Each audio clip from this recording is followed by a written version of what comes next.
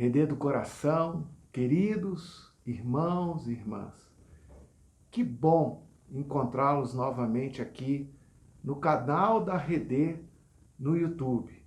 Graça e paz sobre a sua vida e sobre todos os seus familiares. Imagino que você, como eu, esteja cansado desse longo período de distanciamento social. Ficar tanto tempo em casa é difícil e as saudades dos amigos e da igreja aperta e é enorme. Mas o fato é que a pandemia não acabou. Apesar dos números declinantes de casos e de mortes, graças a Deus. Não podemos descuidar até que tudo passe. Aguente firme, persevere até o fim. Tome todas as medidas protetivas e mantenha-se seguro e saudável. E ore conosco para que o Senhor, que é o cabeça da igreja, nos dê forças para perseverar e direção do céu quanto aos próximos passos. A saúde é um bem precioso e precisa ser preservada. Como é ruim ficar doente.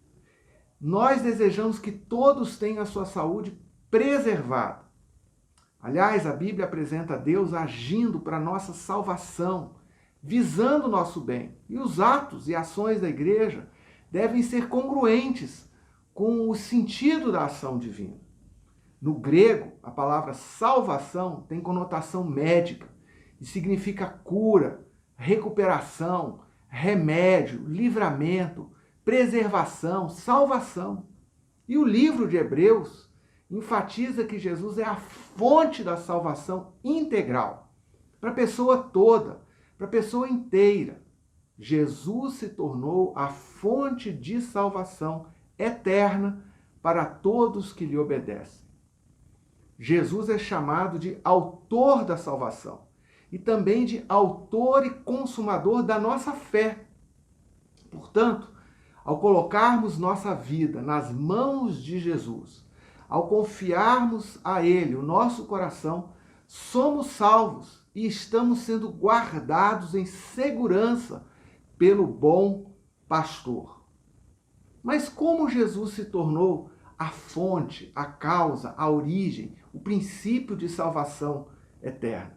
O que Jesus fez para tornar-se o reconciliador entre o divino e o humano, entre o Criador e a criatura, entre o eterno e o temporal? Que fatos tornam Cristo apto para causar salvação? Vamos considerar 3 razões que demonstram que Jesus é o legítimo, o verdadeiro causador, originador da salvação para todo aquele que nele confia.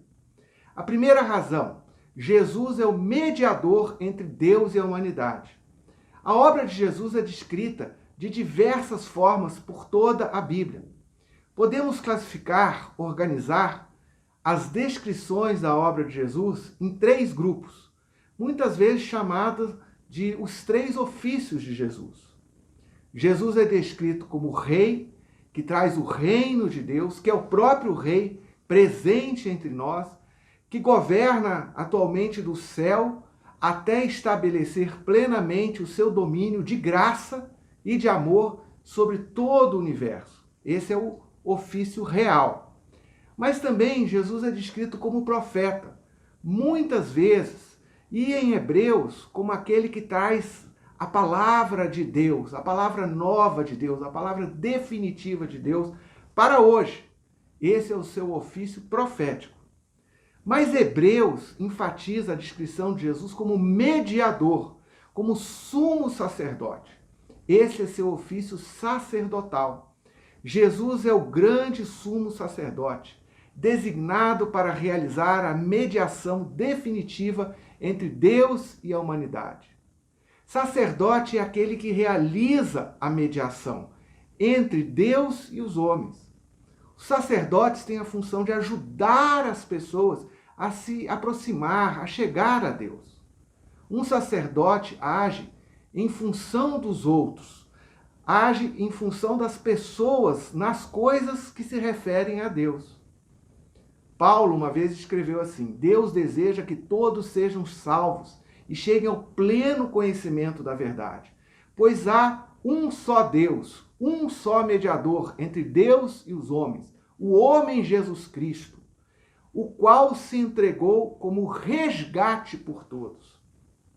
Jesus apresenta Deus para a humanidade e cuida dos assuntos de Deus, dos assuntos divinos entre nós, e representa a humanidade diante de Deus. Por causa das nossas fraquezas, precisamos de ajuda. Seja o nosso desconhecimento de Deus, seja o nosso pecado, seja a nossa alienação, seja a incapacidade de orar adequadamente. Precisamos da assistência, da mediação de Jesus. A lei de Moisés estabeleceu a função sacerdotal. A lei lá do Antigo Testamento, os sacerdotes do Antigo Testamento, são uma sombra, como quase tudo do Antigo Testamento, da obra definitiva que Jesus realizou pela entrega da sua própria vida como oferta a Deus. Jesus é o mediador perfeito, o mediador definitivo. E ele preencheu todas as exigências divinas para ser um sacerdote e por isso se tornou o autor da nossa salvação. Ele foi escolhido e designado por Deus. O sacerdócio não pode ser escolhido por vontade própria. O sacerdócio não pode ser comprado, não pode ser fruto de articulação ou de interesses políticos. Precisa ser a pessoa indicada por Deus para o serviço definido por Deus. A vocação de Jesus aconteceu antes da encarnação. Contudo, entrou em vigor na história ao realizar a sua missão, especialmente a sua morte e a sua ressurreição, que confirma a eficácia da sua obra sacerdotal. O resultado do sacerdócio, ou mediação de Jesus, foi que Jesus entrou nos céus, não num santuário terreno. Entrou na morada e na presença de Deus, ou seja, a sua obra foi aprovada, foi aceita. E agora Jesus está diante de Deus. Ele tem acesso pleno a Deus. Não há nada que o impeça de falar com Deus e de nos apresentar ao Pai. Por meio de Jesus, a separação entre Deus e o povo está superada. Jesus alcançou uma honra que nenhum outro sacerdote pôde alcançar. Nossa segurança está diretamente relacionada à capacidade do sumo sacerdote. A perfeição de Cristo é a base para a nossa salvação. Jesus é o sacerdote eterno, para sempre, estável, que não muda, duradouro. Qual a implicação e significado disso para nós? Por termos tão excelente mediador, devemos apegar-nos com toda firmeza à fé que confessamos, que professamos, sem vacilar, sem desvios, sem desistência. Porque temos tão excelente mediador, podemos entrar no descanso de Deus, podemos entrar na presença de Deus, podemos confiar nos efeitos eternos do seu sacerdócio. A segunda razão é que Jesus se identificou totalmente com a humanidade. Para ser sacerdote, reconciliando Deus e os homens, é necessário que Jesus seja realmente humano, totalmente humano, gente como a gente é. A sua encarnação é essencial para a sua experiência de identificação plena com a vida humana. Inclusive os fatos relativos ao seu sofrimento e à sua morte. Jesus participa da nossa natureza humana para que nós pudéssemos participar das realidades celestiais, da comunhão com Deus, da presença do Espírito Santo, do perdão, da vocação celestial, da santidade divina, etc. e tantas outras bênçãos.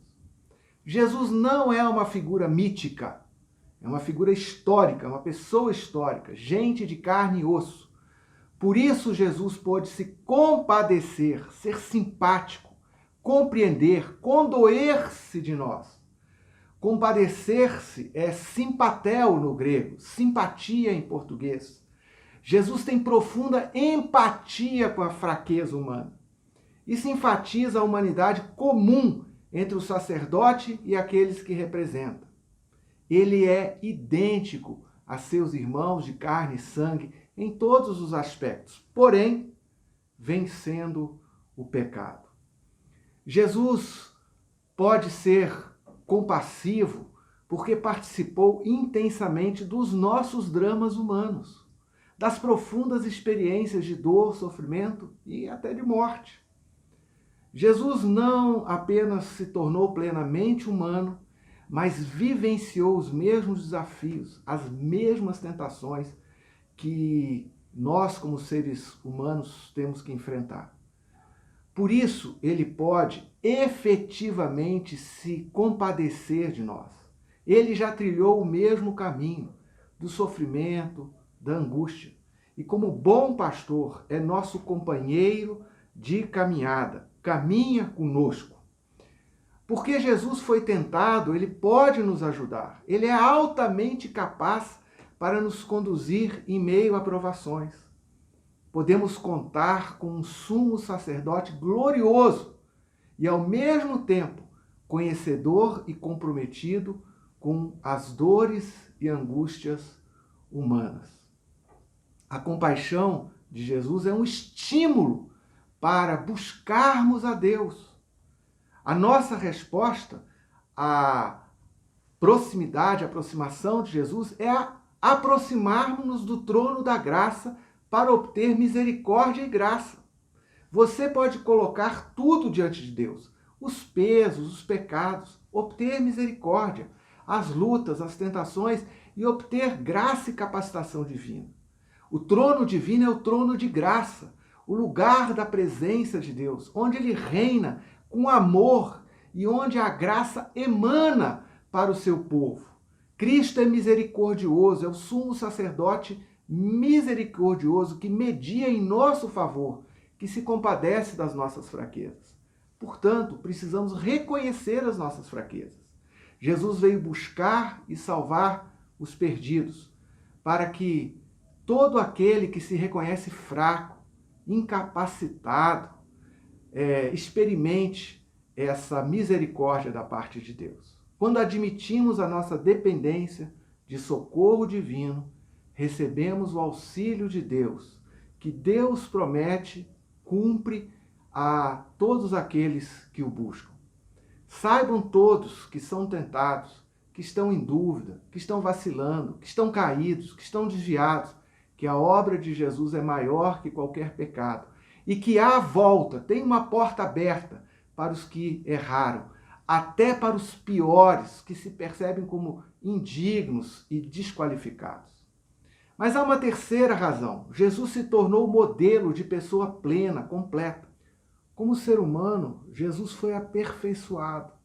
Ele não tinha defeitos ou erros, mas precisou aprender a obediência, a cumprir a vontade de Deus pela obediência a Deus em meio às tentações e diante do sofrimento.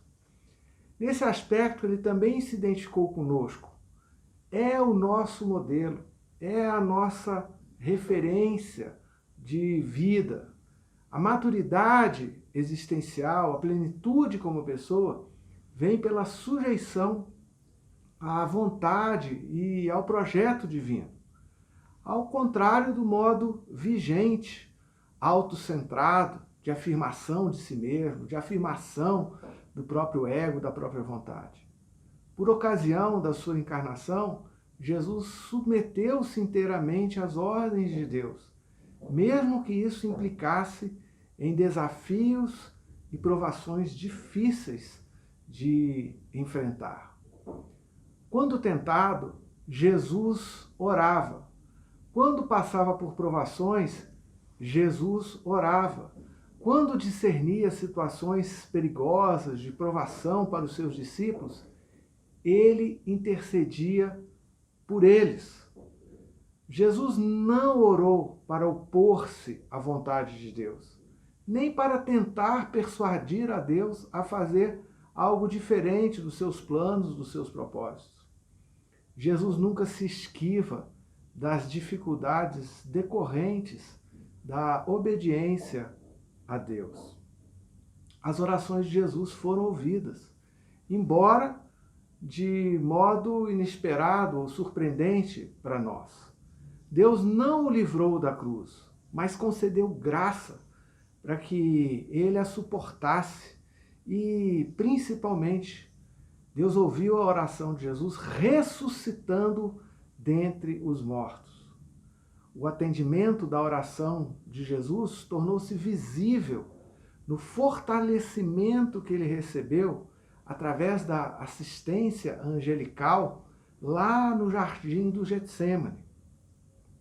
A oração não nos livra de obedecer à vontade de Deus. Nem Jesus foi livrado da cruz pela oração, mas recebeu capacitação para enfrentá-lo. Na verdade, muitos resistem à oração porque a oração necessariamente significa submissão à vontade de Deus, submeter a nossa vontade à vontade divina.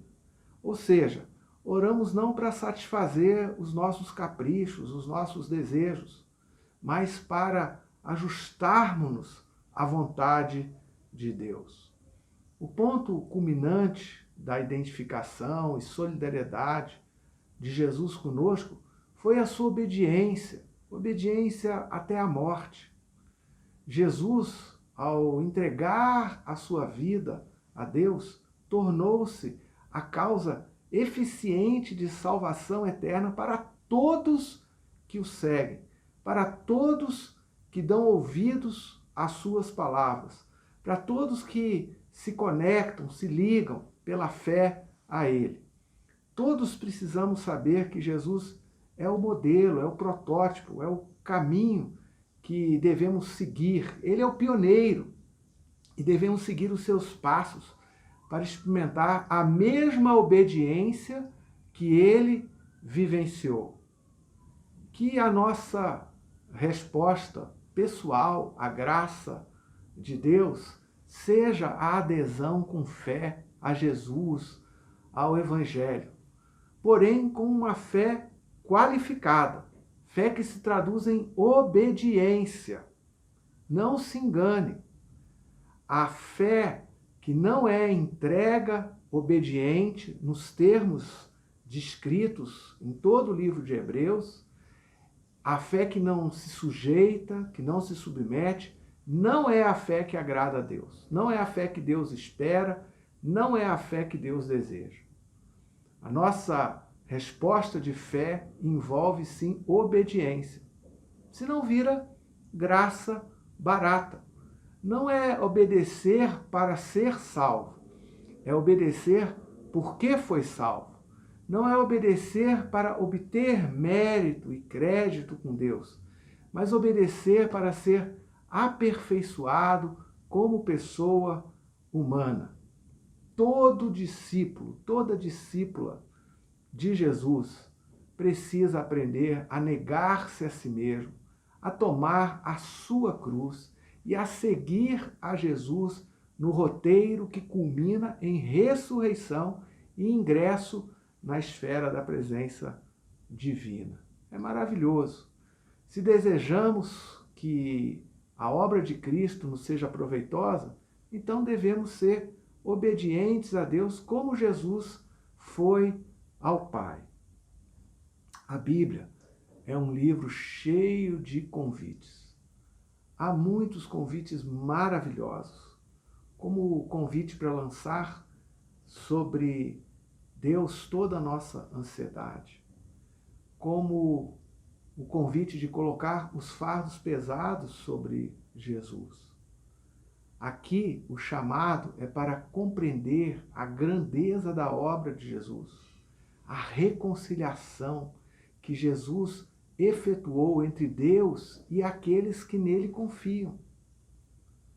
O chamado, o convite, é para considerar as enormes possibilidades que isso abre de experimentar misericórdia e graça, sabendo que Jesus se identifica completamente conosco, que Jesus nos compreende, que Jesus é simpático, que Ele sabe, que Ele conhece as dificuldades que enfrentamos, tanto quando somos tentados, como os desafios que existem na bem-aventurada, na feliz obediência a Deus. Que Deus te abençoe, que você encontre essa misericórdia divina, essa graça da parte de Deus para o seu coração e também receba a capacitação que vem do céu para obedecer a Deus, mesmo em meio a lutas e desafios como os que nós experimentamos hoje. Espero que você tenha uma excelente e abençoada semana junto com os seus familiares. Que a graça de Deus repouse sobre o seu coração e sobre toda a sua casa.